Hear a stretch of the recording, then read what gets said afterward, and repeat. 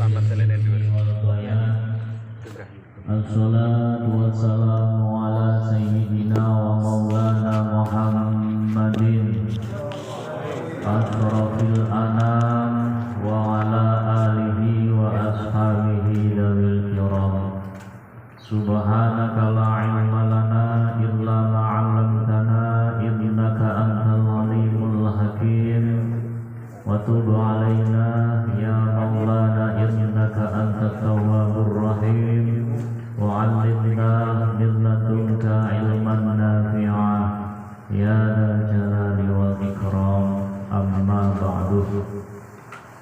Hadratul Qurama al-A'izzah, kepada yang saya hormati, yang saya takdimi, para alim, para ulama, para ustadz, para kiai, bunyai, wabil khusus kepada seluruh pengurus mushola Al-Ikhlas. Kalau Al-Ikhlas itu biasanya mushola Nangkang, ingat saya, tapi di sini juga ada Al-Ikhlas.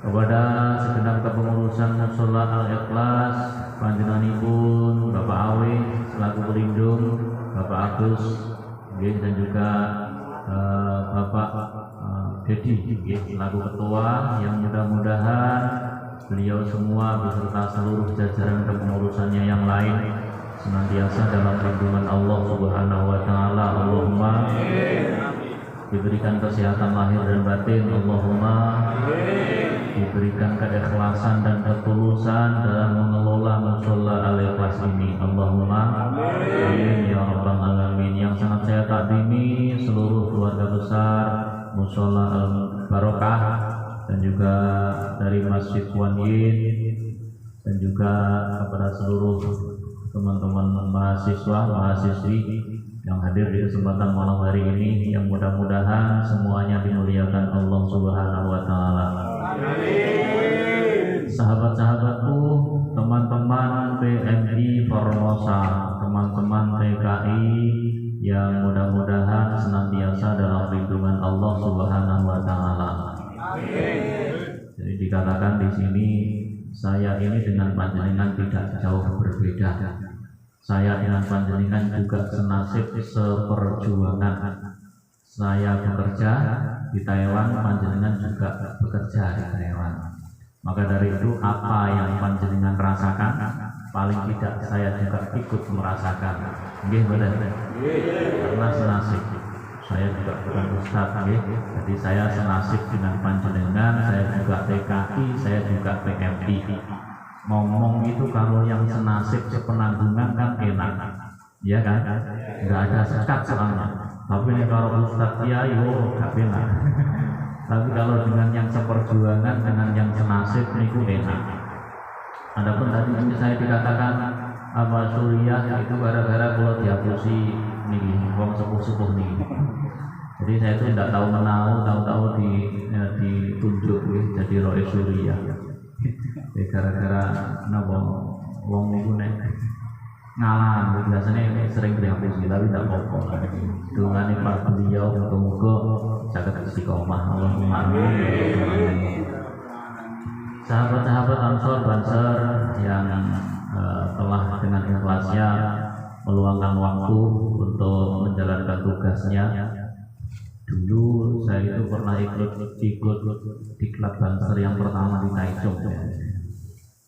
Tapi teman-teman Banser itu kalau tugas saya ditinggal, ditilapno gak tahu dijak. Makanya belum untung. Jadi nek tugas kok aku gak tahu dijak, padahal belum anggota, padahal belum pernah ikut di klub pertama di Taichung. Makanya belum gak diwai tugas, tapi jenengan gak usah meri. Dan maka mudah-mudahan teman-teman kita dari Ansor Banser ini senantiasa diberikan kekuatan lahir dan batin untuk berkhidmah di Nahdlatul Ulama. Allahumma amin. Memang dulu Ansor itu disuruh milih oleh Kanjeng Nabi Muhammad SAW. Ketika perang Badar usai, umat Islam menang, Fathu Mekah sudah terjadi, maka Kanjeng Nabi menyuruh Ansor untuk memilih dikasih ghanimah atau hasil jarahan perang, harta benda, atau milih saya, milih Kanjeng Nabi Muhammad. Maka Kanjeng Nabi Muhammad ghanimahnya ini dikasihkan semuanya oleh sahabat Muhajirin dari Mekah. Sahabat Muhajirin ketika dapat ghanimah ya kembali ke Mekah karena tempat asalnya di Mekah. Sahabat Ansor ini di Madinah yang menolong sahabat Muhajirin. Akhirnya sahabat Ansor nggak dikasih apa-apa, nggak dikasih ghanimah, nggak dikasih harta, tapi dikasih baginda Nabi Muhammad Sallallahu Alaihi Wasallam. Kenapa? Karena Ansor itu mentalnya penolong. Orang kalau mentalnya penolong jangan diturunkan derajatnya menjadi yang tolong. Jadi Ansor itu mental penolong, gaweane nulungi. Makanya wong sing sering nulungi aja ngampe turun derajatnya jadi wong sing ditulungi. Logikanya yaitu mulia khairun min yadi sufla, tangan di atas atau yang menolong jelas khairun luwih apik, lebih bagus daripada yadul sufla, tangan yang di bawah atau yang ditolong. Maka inilah kehebatan sahabat Ansor. Jadi mereka itu semuanya jiwanya penolong, mentalnya memang nulung. Ya, karena untuk harta rampasan perang juga diwai kalau Kanjeng Nabi. Biar nopo jiwa nulungnya itu tetap ada. Nek diwai terus kan malah jagakno, malah sing ditulung. Dan mudah-mudahan teman-teman semuanya yang hadir di kesempatan malam hari ini dalam rangka Maulidur Rasul, memperingati maulidnya Kanjeng Nabi Muhammad SAW, dimanapun panjenengan bekerja dan beraktivitas senantiasa dalam ridwan Allah Subhanahu Wa Taala. Allahumma amin ya rabbal alamin.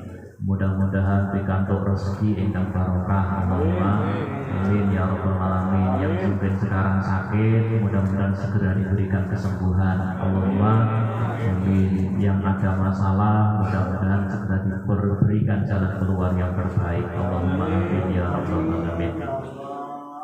Yang pertama, pada kesempatan malam hari ini, puji syukur kehadiran Allah Subhanahu Wa Taala. Alhamdulillah atas limpahan nikmatnya, atas hidayah serta pertolongannya, kita masih dikondisikan dalam keadaan sehat lahir dan batin, meskipun masih dalam nuansa kondisi pandemi COVID-19. Tapi alhamdulillah para pekerja, para PMI, para TKI, semuanya diberikan kesehatan. Allahumma amin ya rabbal alamin. Jadi ini adalah murni anugerah keistimewaan yang diberikan Allah Subhanahu Wa Taala kepada kita semuanya. Muga-muga mawon niki pikantuk ridhanipun Allah Subhanahu Wa Taala, panjenengan sedaya teng Taiwan, panjenengan semuanya yang bekerja di Taiwan atau yang sedang belajar di Taiwan senantiasa diberikan keberkahan oleh Allah Subhanahu Wa Taala. Allahumma amin ya rabbal alamin. Allah Subhanahu Wa Taala dawuhaken la aqudanna lahum siratal mustaqim. Jadi Allah niku kepingine kula panjenengan sedaya menempatkan diri kita pada jalan yang mustaqim atau jalan yang istiqomah, jalannya orang-orang yang istiqomah. Kenapa demikian? Karena orang-orang yang istiqomah itu syarat utamanya harus al-ikhlas. Nek mboten al-ikhlas niku kon istiqomah yo angel. Karena ikhlas ini kastanya paling tinggi. Ngendikanipun nawa wan nasu kulluhum mauta illal alimun. Semua manusia itu pada hakikatnya adalah mati kecuali orang-orang yang berilmu. Manusia ini mati kecuali wong sing duwe ilmu. Wal alimuna kulluhum yang Selengan tinggi. orang yang pada hakikatnya itu tidur kecuali wong sing duwe ilmu sing gelem ngamalno ilmune. Orang yang punya ilmu sudah mengamalkan ilmunya. Wal amiluna kulluhum mugharruna illal mukhlisun. Wong sing gelem ngamalin ilmune niku terbujuk semuanya kecuali al-mukhlisun, orang-orang yang mau ikhlas. Jadi ini kastanya paling tinggi, derajatnya paling dhuwur. Makanya wong ikhlas niku enteng karena bebas dari beban. Karena kholaso itu artinya apa? Melepaskan. Melepaskan dari segala tuntutan apa saja. Kenapa? Karena semua tuntutan yang ada dalam kehidupan kita ini mau tidak mau harus membebani diri kita. Dan yang terutama adalah beban mental. Tuntutan kepengen kaya itu akan menjadi beban berat buat kita kalau kita nggak bisa kaya, ya kan? Tuntutan punya istri cantik itu akan beban buat kita kalau kita dapat yang kurang cantik, ya kan? Tuntutan suami yang ganteng mapan itu juga beban. Kenapa? Karena boleh jadi kita dapat yang tidak seperti itu. Mila ngendikanipun Syekh Tajuddin bin Athaillah As-Sakandari niku anggenipun ngendika khairu ma tabalughu ma huwa thalibuhu minka. Apa yang terbaik yang menjadi cita-cita tujuan hidup kita, himmah kula panjenengan sedaya. Wong sing urip niku sing apik niku tuntutane apa? Ngendikanipun ma huwa thalibuhu minka, inggih punika yaitu apa yang menjadi tuntutan Allah kepada kita. Jadi Allah itu nuntut apa kagem kula jenengan sedaya? Yang pertama jelas Allah itu menuntut ketaatan kepada kita, wa ma khalaqul jinna wal insa illa liya'budun. Kita diminta oleh Allah dituntut untuk beribadah. Nilainya sudah sunnatullah istida'ul abdi tau'an au karhan. Allah itu kepengen kita semuanya itu ibadah taat dalam kondisi terpaksa ataupun dalam kondisi sukarela. Kalau kita sehat, kaya, bergajian, ibadah kondisinya sukarela. Kalau jatuh sakit, sakitnya sudah parah, ibadah kondisinya terpaksa. Makanya tergantung kita milih yang mana, ya. Yang penting sunnatullah istida'ul abdi tau'an au karhan. Jadi awake dhewe kita semuanya dituntut Allah agar mau nyembah Gusti Allah, mau taat ibadah kepada Allah, baik dalam kondisi lapang ataupun dalam kondisi terdesak. Makanya mumpung sekarang kita masih diberikan lapang, diberikan sempat, diberikan kuat, sama-sama kita taat ibadah kepada Allah Subhanahu wa Ta'ala. Karena tuntutan kita dalam hidup ini pasti akan merepotkan kita semuanya. Wong repot niku mergo nuruti tuntutane awake dhewe tapi gak nuruti tuntutane Gusti Allah Subhanahu wa Ta'ala. Mila saking Ibnu Abbas Kanjeng Nabi Muhammad anggenipun dawuhaken man kana al-yauma mashulan bi nafsihi fa huwa ghadan mashulun bi nafsihi. Siapa yang hari ini repot ngurusi karepe dhewe-dhewe, besok ning dina kiamat ya repot ngurusi awake dhewe. Ya, urusannya awake dhewe, urusan pribadi, urusan manusia itu lebih banyak. Makanya kalau kita ngurusin enggak repot, mboten enten telase. Nggih, mboten. Mahali ya repot niki nggih bikin mriki. Di kula ya repot nggih bikin mriki. Jadi memang semuanya seperti itu. Ketika tuntutan hidup ini standarisasinya tuntutan kita sendiri pasti merepotkan kita. Tapi tuntutan hidup ini kalau menyesuaikan tuntutannya Allah pasti akan tidak merepotkan kalau panjenengan sedaya. Maka repot orang yang menungso niku gumantung tuntutane awake dhewe. Nek melu tuntutane Gusti Allah insyaallah enggak repot. Ya tak? Nah, mudah-mudahan kalau panjenengan sedaya berkumpul di Masjid Al-Ikhlas ini dalam rangka untuk pembelajaran, kita bareng-bareng belajar agar senantiasa bisa menyempatkan meluangkan waktu untuk taat beribadah kepada Allah Subhanahu wa Ta'ala. Musola Al-Ikhlas mungkin enggak senyaman mes atau kontrakan panjenengan. Musola Al-Ikhlas mungkin enggak semewah kos-kosan panjenengan, tapi musola Al-Ikhlas inilah nanti pada mahsyar akan menaungi kita dari terik panasnya matahari. Amin. Makanya kita semuanya nanti yang dapat pertolongan perlindungan Allah di yaumul qiyamah di padang mahsyar adalah rajulun qalbuhu muta'alliqun bil masajid, orang atau laki-laki yang hatinya bergantung pada masjid ataupun musola. Benjing pitulunganipun saking Allah Subhanahu wa Ta'ala. Allahumma amin. Kemudian Allah Subhanahu wa Ta'ala ketika ngendikan la'aqamu dan lahum suratul mustaqim, yaitu pun jawab kalian iblis. Anggenipun jawab wala tajidu aktsarahum syakirin. Ya Allah, Engkau tidak akan pernah menemukan orang-orang yang bersyukur kepadamu. Wa qalilun min ibadiyas syakur. Oh bener, ternyata hamba-hambaku sing syukur niku mung saithik. Akeh-akeh ya sing Rasulullah, kata-kata sing ngersa, kata-kata sing protes, kata-kata sing sigubon. Tapi yang syukur niku ngendikane wa qalilun min ibadiyas syakur. Nggih saithik. Kenapa demikian? Karena memang orang bersyukur kepada Allah Subhanahu wa taala ini derajat pertama dimulai dengan kesabaran. Niscaya orang yang sudah bersabar ketika dikasih nikmat anugerah dari Allah berupa apapun juga, maka akan muncullah rasa syukur. Karena orang yang tidak syukur itu baru-baru gak belum sabar. Betul. Nah, duit bojo gak belum sabar ya mau. Mereka gak syukur nggih. Napa gak syukur mereka gak iso sabar. Makanya orang-orang zaman dahulu, tokoh-tokoh terdahulu seperti sahabat Abu Dar Al-Ghifari, dia bojone gak nesu. Beliau terdiam. Orang yang hebat, orang sukses kaya raya. Ketika kalama itu bukan ngomong tapi diomongin. Diomongin itu ya dicereweti. Abu Dar Al-Ghifari itu orang hebat, seorang sahabat yang kaya raya, hidupnya mapan. Dicereweti bojone iki mboten mangsuli, mboten jawab. Yo mendel mawon. Padahal orang sukses, orang hebat. Coba kalau laki-laki zaman sekarang gue main bojone padahal masa depan gak jelas, duit gak duit apa sampean udah duit terus duit omongnya ngamuk. Ini adalah satu pembelajaran buat kita semuanya. Dan ternyata sahabat Umar Ibnu Khattab nih, orang yang Yunsewu Al-Faruq, setan gak doyan duit gak boleh. Tapi ternyata oleh istrinya beliau juga terdiam ketika kalah di Yemen.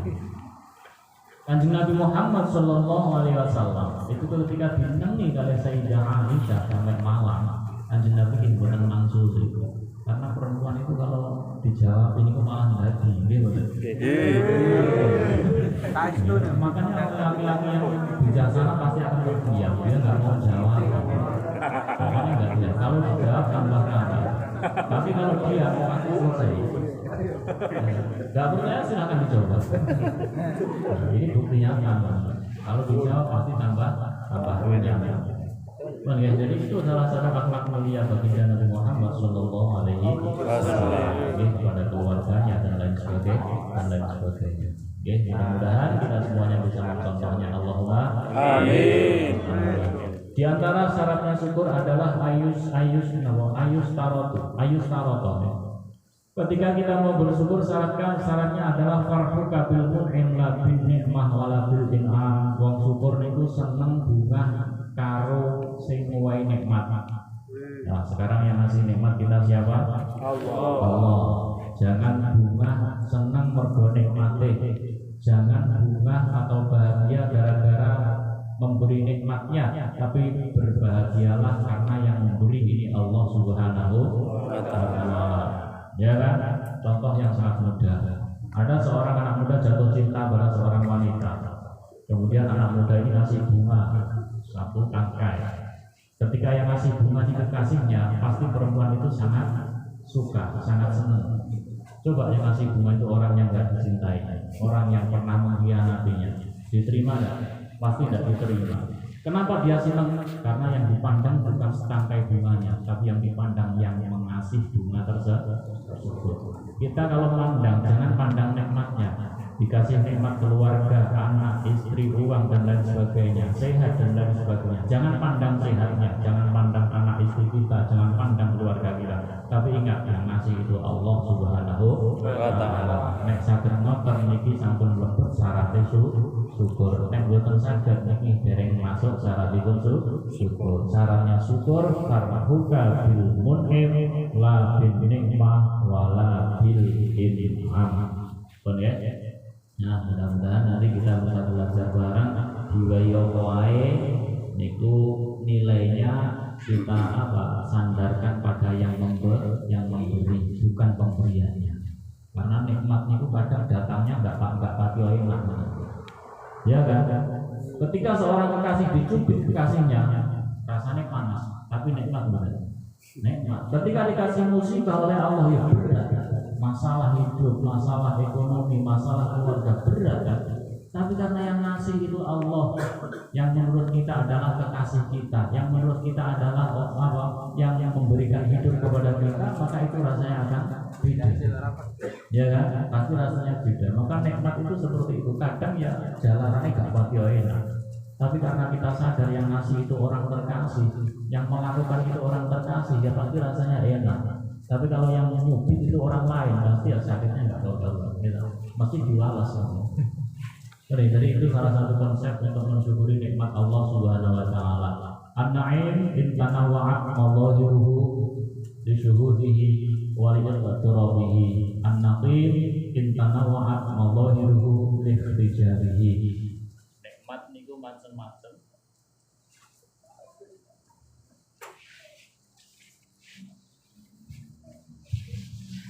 Jadi nikmat itu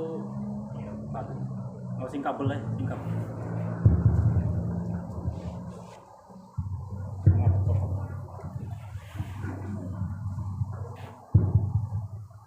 Jadi memang kulon itu trauma dengan mixing, nggak ada wasilah. Iya, ada wasilahnya, dia bisa putus ya, apalagi nggak ada wasilahnya, nggak ada. Soalnya kulino lawaso, kulino wasilah. Iya, benar-benar. Jadi nikmat itu memang bermacam-macam, dan munculnya nikmat itu adalah ketika kita menyadari, ketika menyaksikan keagungan Allah Subhanahu wa taala. Nek entuk nikmat niku delok Gusti Allah, aja didelok nikmate. Nek didelok nikmate niku ora pati ana nilaine, tapi nek didelok Gusti Allah, Allah itu yang membuat kita hidup, Allah itu yang telah mengasih fasilitas kita hidup, dan nanti kita kembali kepada Allah sing ngurusi ya Gusti Allah. Jadi kita ini minhu wa bihi wa ilaihi. Kita ini minhu dari Allah.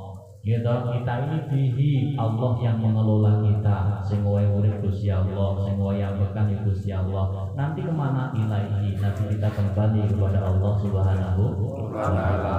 Kembalinya enggak ada yang lain kecuali kembali kepada Allah Subhanahu wa taala. Itu salah satu syaratnya kita bersyukur kepada nikmat.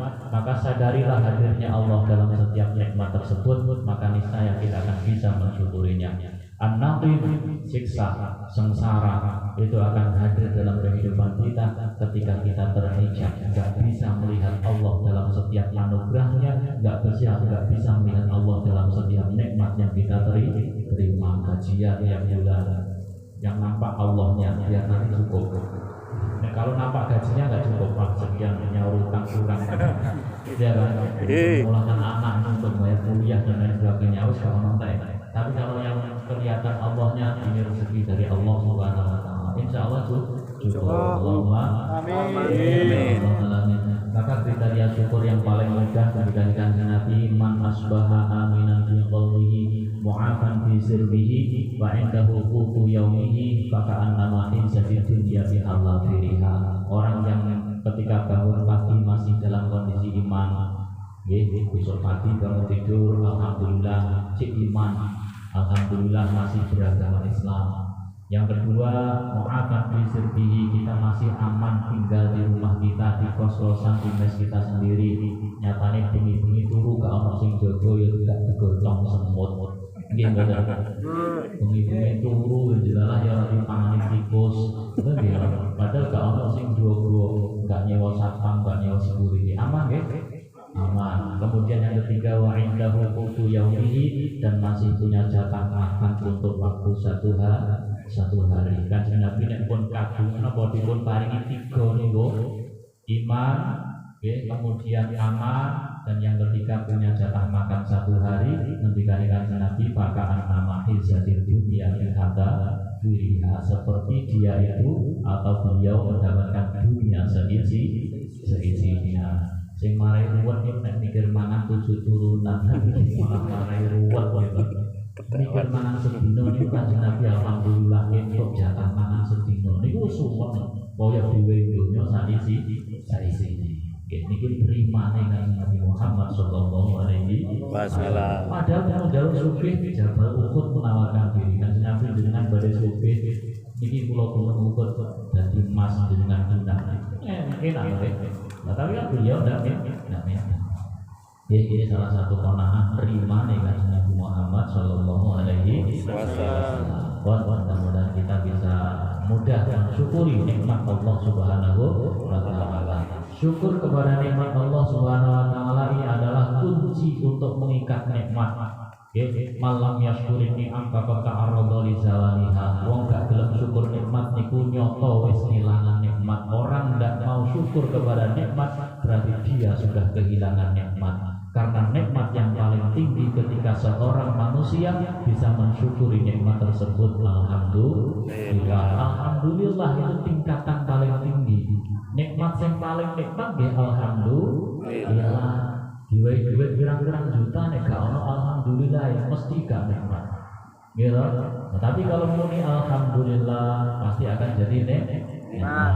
Mila ketika kan Nabi man qala subhanallah falahu asyratu hasanatin, man qala la ilaha illallah muhammadur rasulullah falahu isruna hasanatan, man qala alhamdulillah falahu salahuna hasanatan. Wong sing muni subhanallah mendapatkan pahala 10 kali kebaikan. Orang yang mengucapkan la ilaha illallah mendapatkan 20 kebaikan. Orang yang mengucapkan alhamdulillah mendapatkan 30 pahala kebaikan. Afdhalud doa utamane wong donga niku alhamdulillah. Jadi dongane alhamdulillahirabbil alamin sampai selesai kan. Iya, karena pasti Allah tahu hajat dan keinginan kula panjenengan. Maka doa yang paling utama adalah ketika seseorang ini mensyukuri nikmat Allah Subhanahu wa Ta'ala. Dua kalinya sholawat beserta salam mudah-mudahan berlimpahkan kepada junjungan kita baginda Nabi Agung Muhammad Sallallahu Alaihi Wasallam yang telah membimbing kita umatnya dari zaman jahiliyah menuju zaman Islamiyah, seperti yang kita rasakan pada kesempatan malam hari ini, dan yang tentunya kita nantikan pertolongan beliau di dunia terlebih kelak di yaumul qiyamah. Amin. Dipun ngendikaken sahabat Jabir bin Abdullah dawuhipun mangkanat hasanatuhu zatat min sayyiatihi. Orang yang kebaikannya lebih banyak daripada keburukannya, padahal ladina yadkhuluna jannata bighairi hisab. Maka orang seperti ini tingkatannya paling tinggi karena masuk surga tanpa dihisab. Jadi prioritas kita hidup ini bagaimana agar kebaikan kita selalu lebih unggul, kebaikan kita senantiasa lebih dominan daripada kesalahan dan keburukan kita.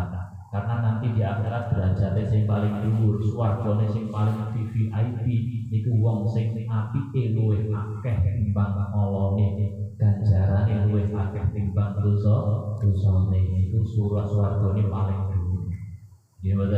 Nah, ini perlu ikhtiar, perlu upaya dan usaha agar hari-hari kita, setiap saat, setiap jam, setiap detik kita sibuk untuk berbuat kebaikan.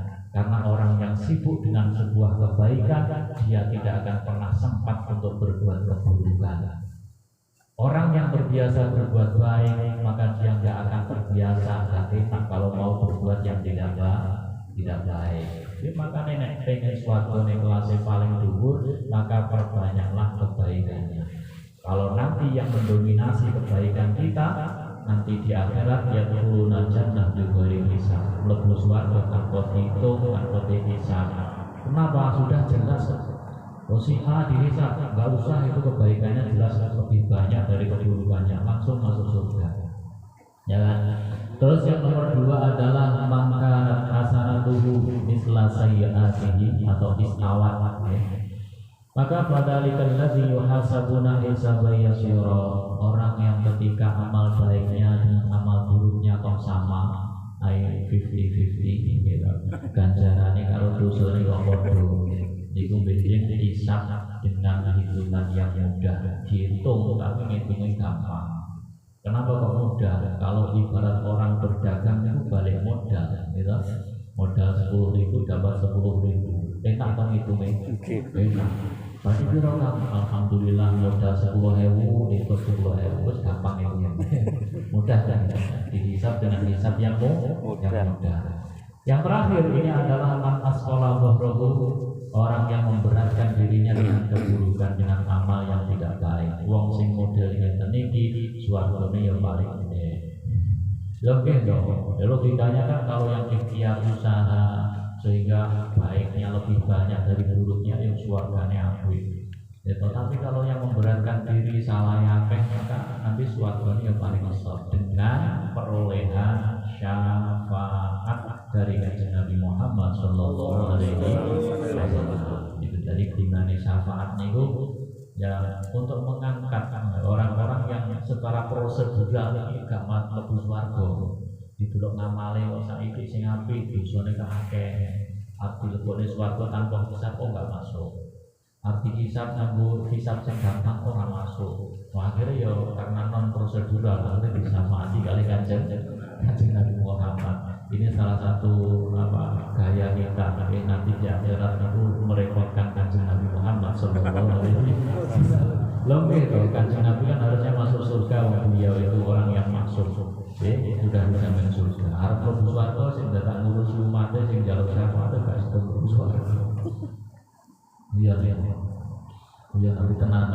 Bismillahirrahmanirrahim. Jadi mudah-mudahan kita semuanya dengan rasa mahabbah cinta kepada baginda Nabi Muhammad ini menjadi wasilah, menjadi perantara kula panjenengan sedaya ingkang syafaatipun Allahumma amin. Alamin. Dalam kitab Thaharatul Qulub karangan Syekh Riyauddin bin Abdul Salam Ad-Dini dipun ngendikaken innallaha khalaqal arsya wa kataba fi saqil arsy la ilaha illallah Muhammadur Rasulullah. Allah ketika menciptakan aras, maka di setiap tiang penyangganya ditulis dengan kalimat tauhid la ilaha illallah Muhammadur Rasulullah. Jadi kalimat tauhid ini tiang atau penyangga. Kalau kita nggak punya tauhid, kita nggak bertauhid kepada Allah, nggak beriman kepada Allah, ini juga ono tiang penyanggane. Pripun rubuh rubuh pasti gak akan roboh karena nggak ada penyangganya. Maka itu adalah penyangga. Tauhid itu penyangga. Dipun ibaratakan kama sali wa kasajaratin thayyibah asluha thabitu wa far'uha bisama. Tauhid itu kalau dalam pengertian Al-Qur'an ini dipun ibaratkan kasajaratin thayyibah seperti pohon kurma yang akarnya menghujam ke dalam tanah, kemudian cabangnya menjulang ke langit. Artinya apa? Akar dalam istilah ini adalah tauhid.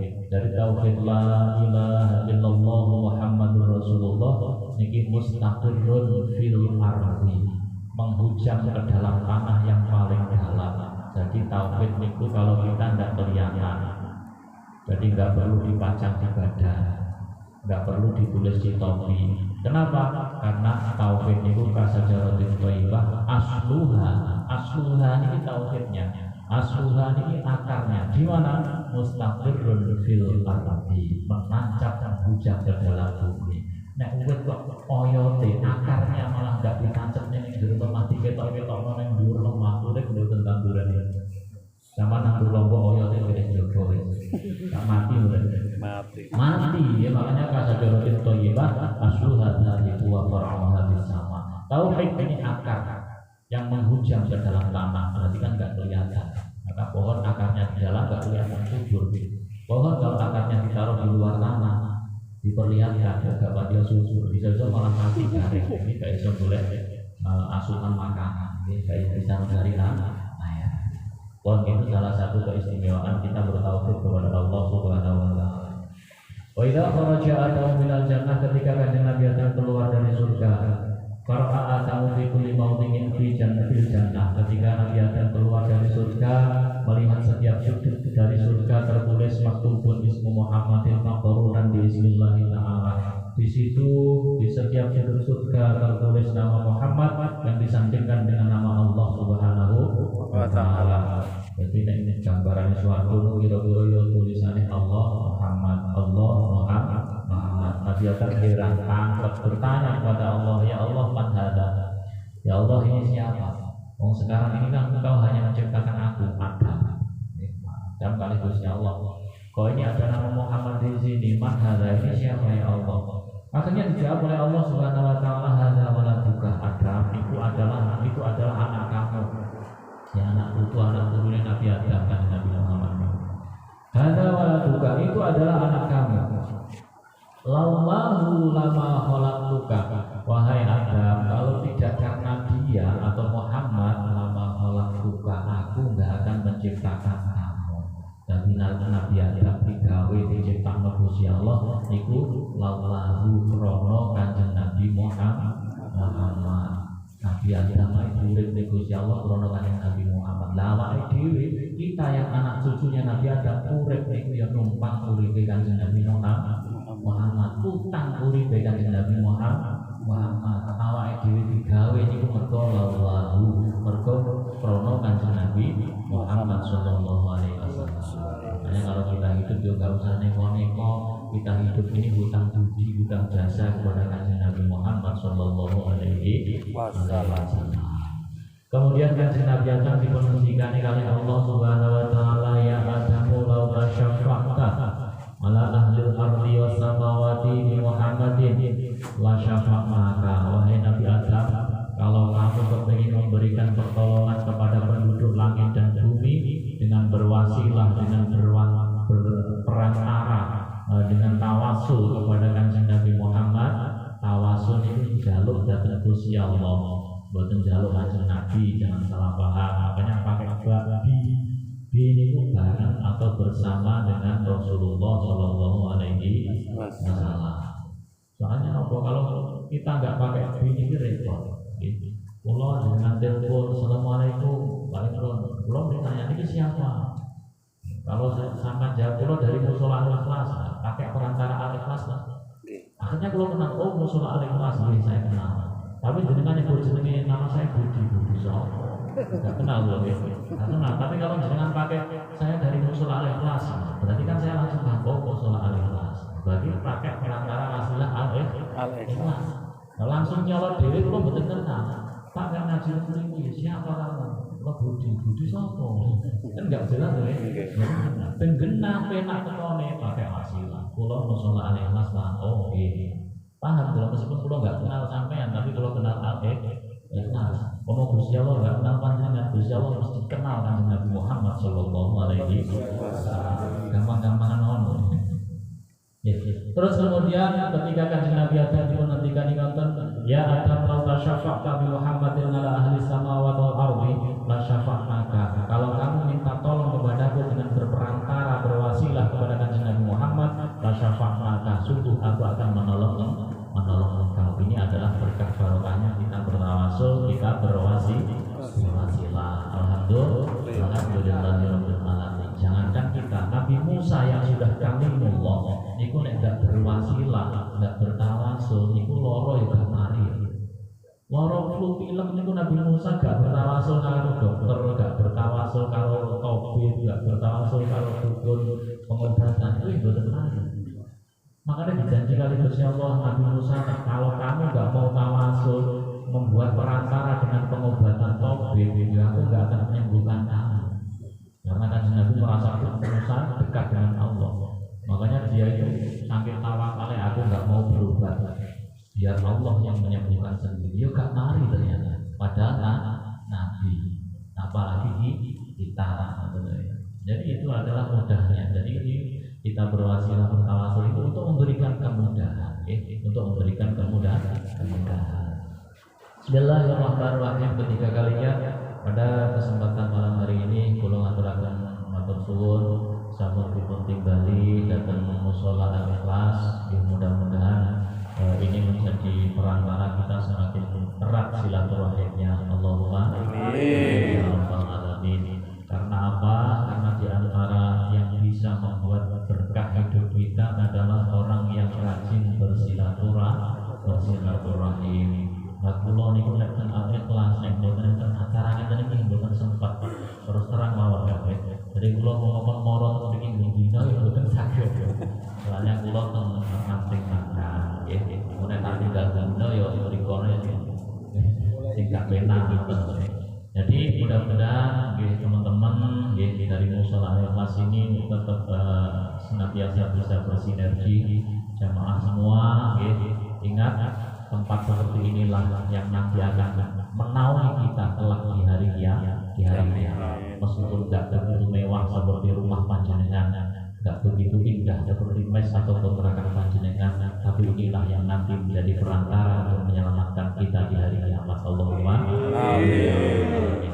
Kemudian terkait dengan peringatan Maulid, ini agenda Maulid bulan ini yang terakhir saya sendiri. Mulai saya itu di Kaitung, kemudian di Cilung, kemudian di Katakwa.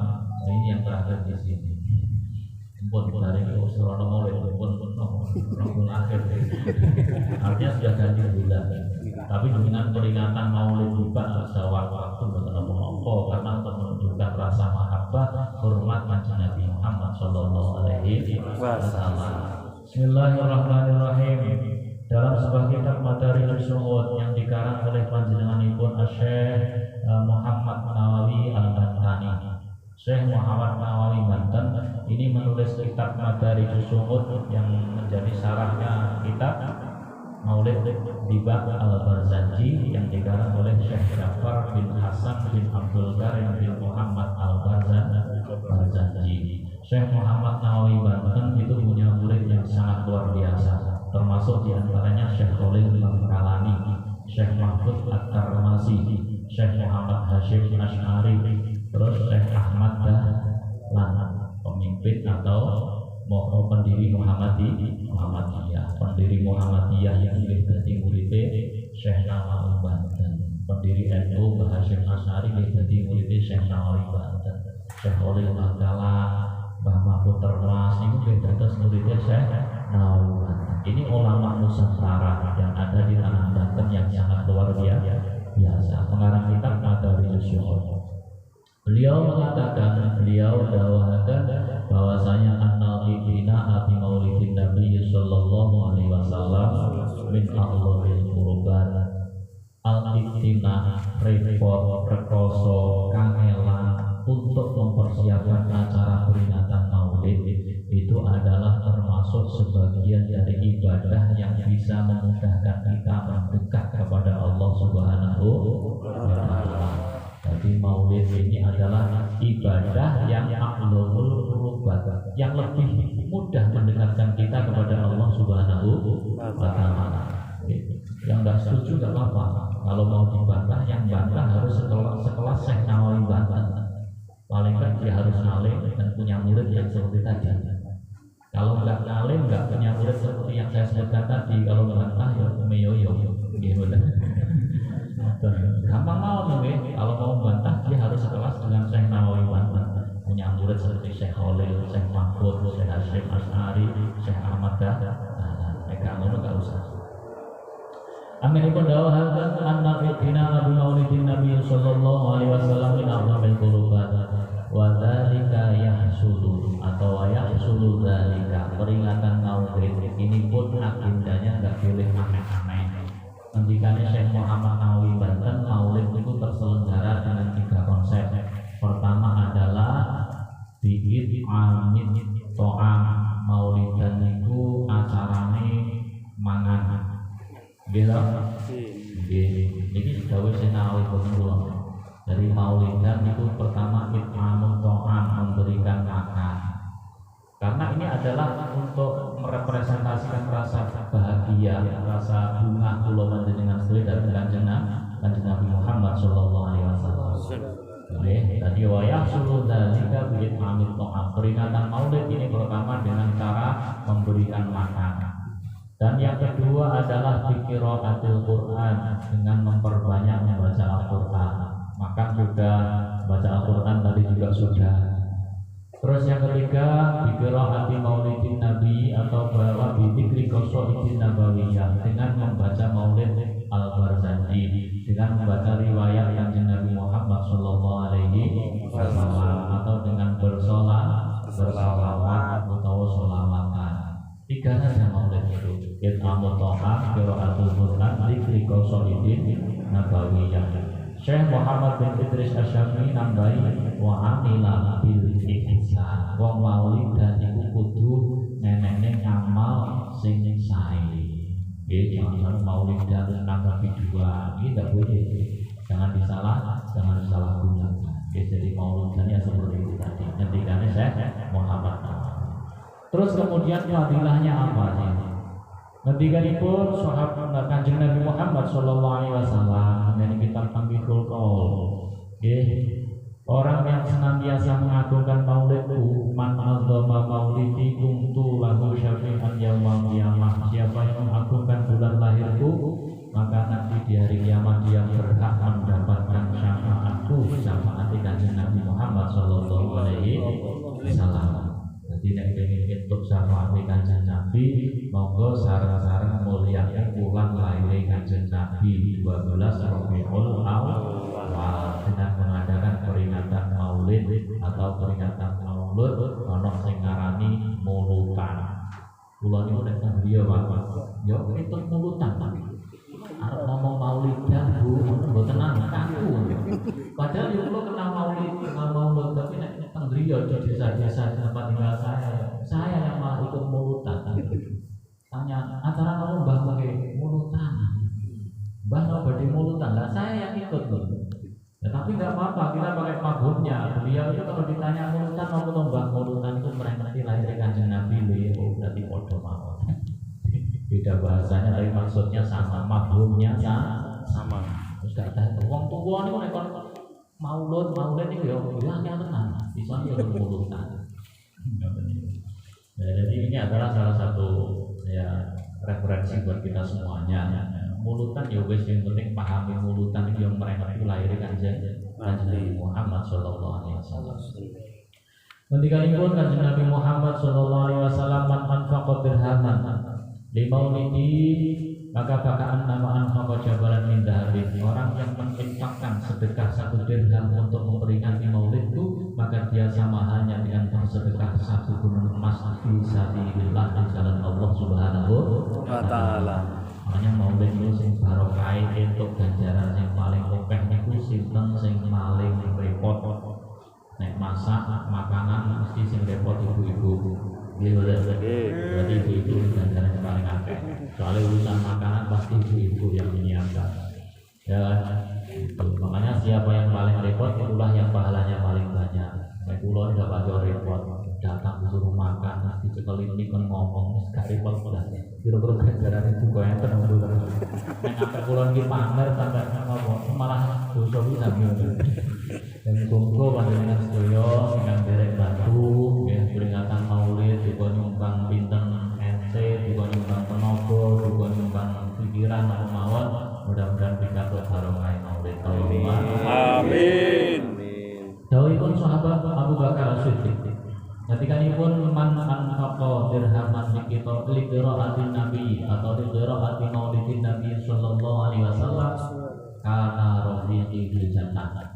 Ngendikane sahabat Abu Bakar As-Siddiq, orang yang menginfak sedekah ya 1 dirham untuk membaca maulidnya Kanjeng Nabi Muhammad sallallahu alaihi wasallam, dia kelak di surga akan menjadi teman dekatnya sahabat Abu Bakar As-Siddiq.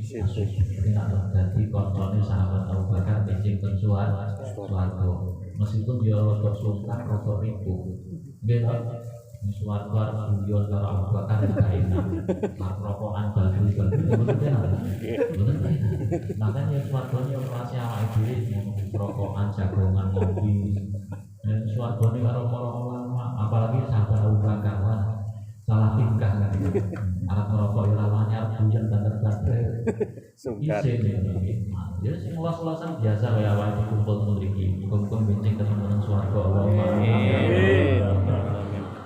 Dawuhipun sahabat Umar bin Khattab man Allah maulidan Nabi sallallahu alaihi wasallam faqad ahya al-Islam. Orang yang mengagungkan bulan Maulid Nabi Muhammad sallallahu alaihi wasallam, maka dia sungguh telah murid menghidupkan agama Islam. Kalau ada peringatan Maulid, ada yang sholawatan, ada yang membaca tiba, ada yang berjanji, ada yang qiraatul Quran, ada yang infak sedekah, ada yang silaturahim, ada ada yang ta'arufan, terutama yang jomblo-jomblo. Ini kan sebuah sebuah acara yang bisa menghidupkan Islam. Islam itu isinya ngoten niku, silaturahim, ya sedekah, nggih bener. Ta'aruf, iya kan? Tidak kumpul bermajelis ilmu dan lain sebagainya. Yo makan barang ngoten Islam to'an. Gitu. Jadi fakot ahya Islam. Ketika itu sahabat Utsman ibni Affan anfaqa dirhaman li maulidin Nabi sallallahu alaihi wasallam. Orang yang berinfak bersedekah 1 dirham untuk maulidnya kanjeng Nabi Muhammad sallallahu alaihi wasallam, maka nanti di yaumul qiyamah beliau akan senantiasa dikumpulkan dengan orang-orang yang mati syahid di perang Uhud dengan orang yang mati syahid di perang Hunain. Jadi kalau jenengan saya gak usah melu-melu perang, tinggal jenengan itu infak sedekah di maulid apa di sholat, nanti di akhirat pahala kita sama bakalan nama syahidah yang Hunain wa Badrin. Padha karo ganjarane wong mati perang mati syahid perang Badar atau perang Hunain.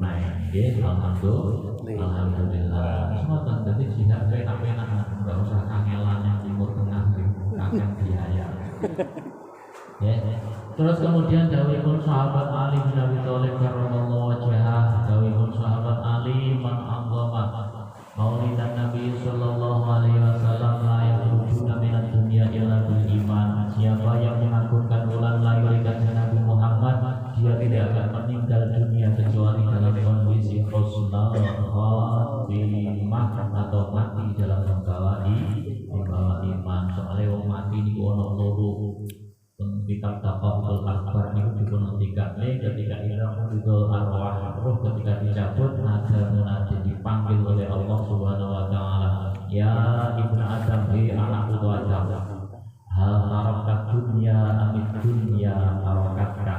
Hei anak Adam sing jeneng manungsa, kamu itu matinya meninggalkan dunia atau ditinggalkan dunia. Yang mati itu namanya kalih.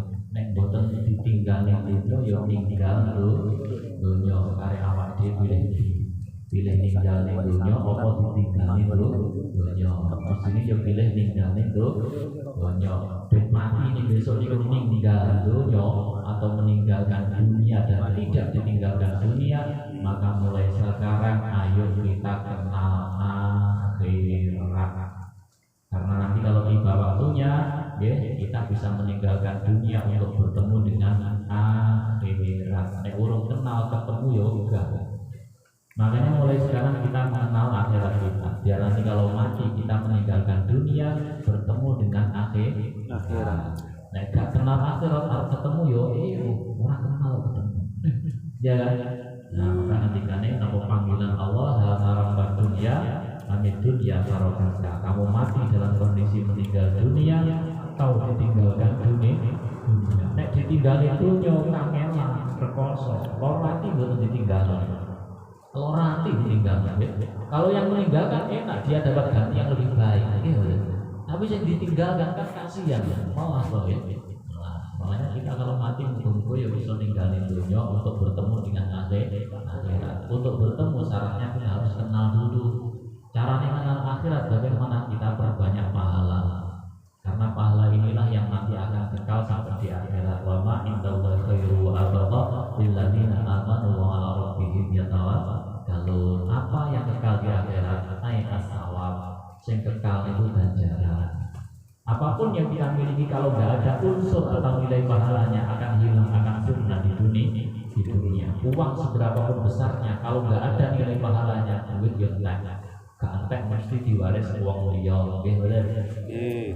kita punya rumah mewah, mobil yang mewah, maka kalau itu nggak ada nilai atau unsur pahalanya, pasti nanti juga akan roboh, pasti nanti juga akan rusak. Yang tidak rusak itu apapun yang ada nilai pahalanya. Meskipun handphone itu baik, kalau ada nilai pahalanya, handphonenya rusak, pahalanya tetap mengalir kepada kita sampai di yaumil qiyamah.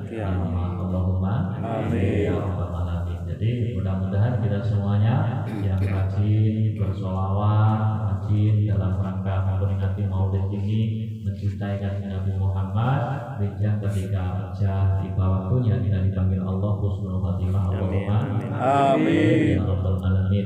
Dawuhipun Syekh Muhammad bin Idris Asy-Syafi'i, man jama'a ikhwanan, orang yang mengumpulkan teman-temannya. Ayo bro, maulidan al-ikhlas, kumpul nih kanca-kancane, dikumpul nih kabeh. Setelah kumpul wahaya lahum ta'aman, disiapkan makanan. Gitu, nopo enten iki niku enggak usah terlalu yang banyak ya. Setelah kumpul disiapkan makanan, kemudian wa'amila bil ihsan, dijak amal sing apik, dijak sholawatan, dijak maca Quran, dijak tibaan dan lain sebagainya. Maka orang yang seperti ini maka nanti uqyarudatan min riyadil jannah, akan dikasih aman di taman surga. Allahumma amin ya rabbal alamin. Nanti kalipun Syekh Syiriyah Sapoti anggenipun ngendika man qasada mawdi'an yuqra'u fihi maulidun nabi sallallahu alaihi wasallam, orang yang datang ke suatu tempat, saya dari Nangka ke sini, Pak Ali dari Wangi ke sini, yang di tempat itu yuqra'u fihi maulidun nabi, dibacakan maulid, tidak berjanji sholawatan dan lain sebagainya, maka li'annahu ma qasada dzalika illa li mahabbatihi, orang yang datang ke tempat itu pasti karena rasa cinta, rasa mahabbah, seneng karo Kanjeng Nabi Muhammad sallallahu alaihi wasallam. Wong sing seneng Kanjeng Nabi ngendikanipun man mahabbani kana ma'i fil jannah, wong sing seneng karo aku, karo Kanjeng Nabi Muhammad, nanti juga di surga bersama Rasulullah Muhammad sallallahu alaihi wasallam. Allahumma amin ya rabbal alamin. Ini adalah salah satu istilahnya landasan kita ketika mengadakan peringatan Maulid, berdasarkan apa yang didhawuhi oleh panjenenganipun Syekh Muhammad Nawawi Al-Bantani. Dawuhipun Syekh Syamsuddin Ad-Dimashqi Al-Hafiz. Jadi Al-Hafiz itu orang yang hafalan hadisnya 100.000 beserta sanadnya. Jadi kalau yang bantah ini harus hafal hadis lebih dari 100.000 beserta sanadnya. Kalau enggak usah. Dawuhipun Al-Hafiz Syamsuddin Ad-Dimashqi napa? Idza kana hadza kafirun ja'adamuhu bitabbat siyadahu fil jahimi mukhallada. Bila karena ketika ada seorang Abu Lahab yang sudah dicela Allah dengan tabbat yada Abi Lahab wa tab, Abu Lahab itu sudah disahkan, dikasih SK dari Allah di neraka selama-lamanya fil jahimi mukhallada, di neraka selama-lamanya. Abu Lahab itu berada di neraka selama-lamanya. Kemudian ata'annahu fi yaumil isnaini daiman yukhaffafu anhu lisururi bi ahmada. Datang kepada Abu Lahab di neraka. Kapan? Fi yaumil isnaini, setiap hari Senin. Apa sing yukhaffafu anhu lisururi bi ahmada, diringankan siksanya ketika setiap hari Senin untuk selama-lamanya. Kenapa Abu Lahab yang orang yang sudah dinas Allah masuk neraka selama-lamanya setiap hari Senin diringankan siksanya? Lisururi bi ahmada, karena Abu Lahab juga pernah gembira, pernah kangelan, pernah rekoso ketika Kanjeng Nabi Muhammad lahir gitu. Wa arda'athu ummuhu ayyaman thumma arda'athu Suwaibatu Aslamiyah allati a'taqaha Abu Lahab hina wafathu alaihi salatu wassalamu bi busyra. Jadi Kanjeng Nabi ketika lahir, Abu Lahab ini memerdekakan budaknya yang bernama Suwaibah Al-Aslamiyah. Kenapa? Sampai seneng nih, alhamdulillah ponakanku Muhammad lahir. Suwaibah Al-Aslamiyah, sekarang kamu saya merdekakan. Kamu pergi ke rumahnya Aminah, kamu bantu dia, kamu rawat Kanjeng Nabi Muhammad ponakanku. Guru-guru seneng tok itu. Abu Lahab itu setiap Senin dosane di napa siksane diringankan oleh Allah Subhanahu wa taala. Kemudian fama dhannu bil 'abdil ladzi tula 'umrihi bi ahmad masruran wa mata muwahhida. Fama dhannu alladzi bil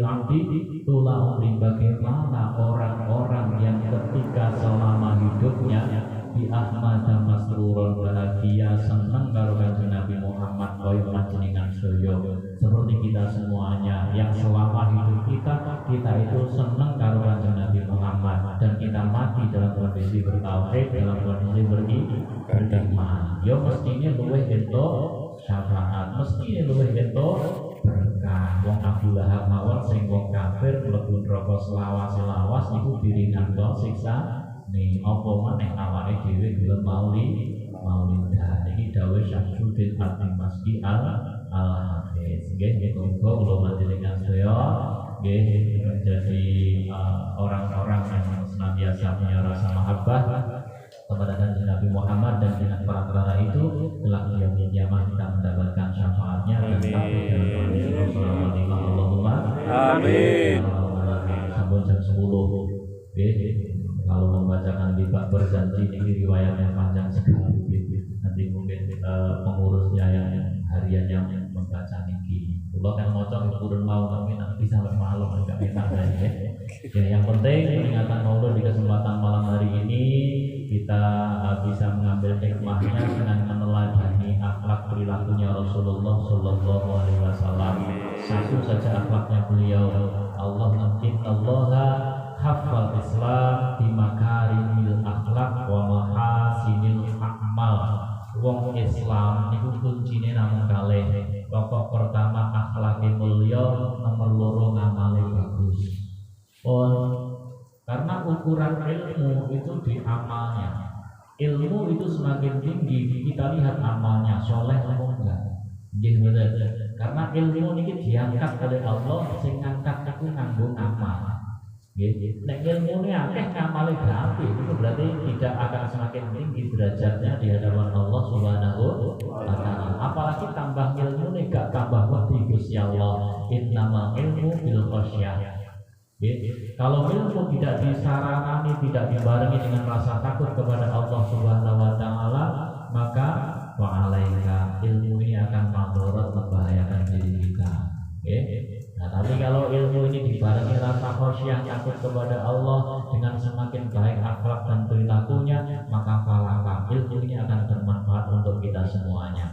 Maka innallaha haqqal Islam bimakarimil akhlaq wa mahasinil a'mal. Islam itu seperti itu, dan Rasulullah diutus ibli utam lima makarimal akhlak untuk menyempurnakan akhlak manusia. Di antara akhlak Kanjeng Nabi Kanjeng Nabi Muhammad itu husnul muasyarah, serasa niku sae. Husnul jiwar karo tangga yo sing apik. Kita semua juga harus contoh. Kita ini serawung bergaul dengan siapa saja harus baik. Ya. Kalau kita punya tetangga juga harus baik. Kafiran kana au musliman, baron kana au fajiran, tanggane ku apik ae pokoke karo tangga ya sing apik.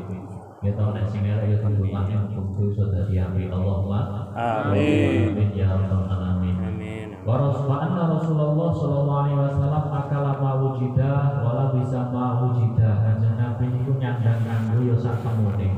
Temune jubah ya dipakai jubah, ketemu burdah ya dipakai burdah, ketemu gamis ya dianggo gamis. Ya toh, jadi enggak melulu pakai satu baju enggak, tapi sak omong ngoten lho ya. Kula menasih nggih kalau sarung ya dienggo sarung gitu. Adanya celana panjang ya dipakai enggak apa-apa. Kaya wong kafir lah dari jauh. Dari lima tasabah di kome bahwa minum wong kafir mangan awake dhewe mangan padha berarti. Mboten padha. Orang kafir nikah kita juga nikah. Apa sama? Enggak sama. Enggak sama. Orang kafir pakai celana, kita juga pakai celana. Kan enggak sama. Kita iman, mereka enggak beriman. Terus kemudian wa akala maujida, Kanjeng Nabi nek makmun niku nggih sak temune. Gak kakean ngomong, nggih temune sambel dipangan sambel, temune sate dipangan sate, temune roti dipangan roti. Tapi kalau sekarang enggak, ketemu sambel minta sate, nggih bener. Ketemu sate minta soto, terus kakean Pak sampean. Mantel. Jadi cepake sambel njaluk sate, cepake sate njaluk nyari repot. Jadi akala maujida ora bisa maujida. Ini konsep yang paling ringan yang bisa kita ikuti dalam keseharian kalau panjenengan sedaya makan apa adanya, enggak usah yang aneh-aneh. Ono yo kok nggih dilakoni niku. Gitu. Wong aneh-aneh mesake ibu mboten kon masak sedaya utuh yo kangen. Yaitu diantara akhlak perilakunya baginda Rasulullah Muhammad Sallallahu Alaihi Wasallam. Karena yashibu beliau syabab syabi fi minaitur robbaniyah. Di antara keistimewaan Rasulullah ketika beliau kecil, maka beliau beranjak dewasa ketika tambah sebulan sama dengan anak kecil yang bertambah usia 1 tahun. Kanjeng Nabi usia 2 bulan sudah bisa merangkak, usia khamsin 5 bulan beliau sudah bisa berdiri di atas kedua telapak kakinya. Fitiskin usia 9 bulan beliau sudah bisa berbicara dengan fasih. Ini adalah keistimewaan Kanjeng Nabi Muhammad Sallallahu Alaihi Wasallam. Makanya ini beliau ini orang istimewa. Makanya ya perlakuan Allah pun istimewa. Jadi mudah-mudahan kalau panjenengan sedaya saged niru akhlakipun Kanjeng Nabi dengan Allah muga-muga kalau panjenengan sedaya dijabut barokahipun. Amin. Pun nggih kalau Bapak keraton nggih sampun dalu nanti kasihan yang tempatnya jauh nggih. Pabrik wis ditutup sapa sing harus tanggung jawab. Nggih wae. Pun nyalahne kula kula malah dosa wis gak oleh ganjaran tambah dosa wis. Kata-kata paten yang bermanfaat nggih insyaallah pinanggih ketemu lagi di lain waktu. Monggo Allahumma amin ya rabbal alamin. Wa akhiran billahi taufiq wal hidayah. Allahumma billahi wa mitari. Assalamualaikum warahmatullahi wabarakatuh. Waalaikumsalam warahmatullahi wabarakatuh.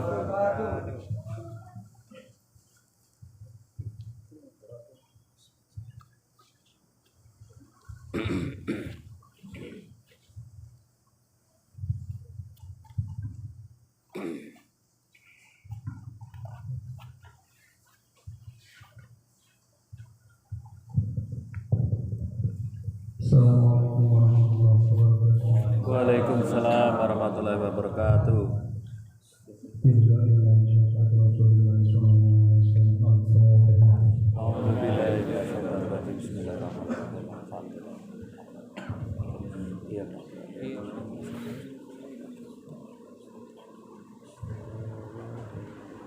Moga istighfar sama-sama. Astagfirullah Rabbal baraya. Astagfirullah innal khataya. Rabbi zidni ilman nafi'an wa wafirli amalan salihan. Amin ya Allah. Amin ya Allah. Amin ya Allah. Ya Rabbal alamin. Amin ya Allah. Amin ya Allah. Amin ya Allah. Ya Rabbal alamin. Amin ya Allah. Amin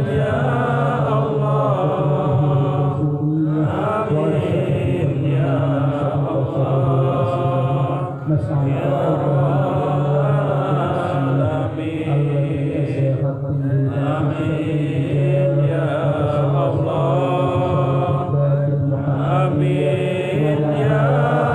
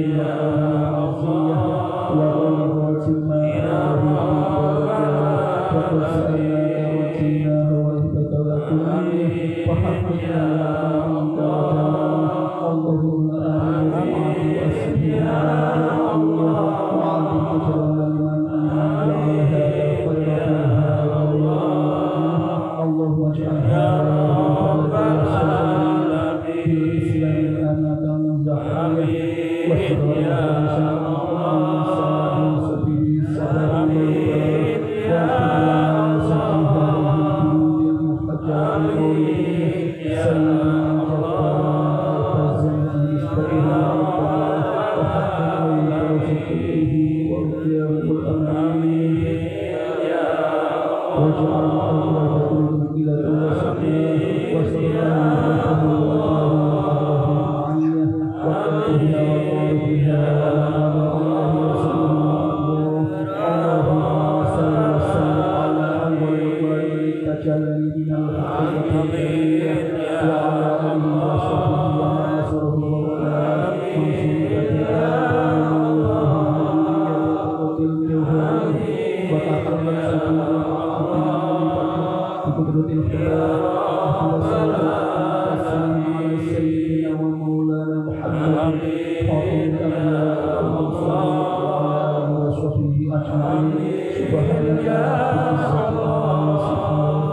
warahmatullahi wabarakatuh.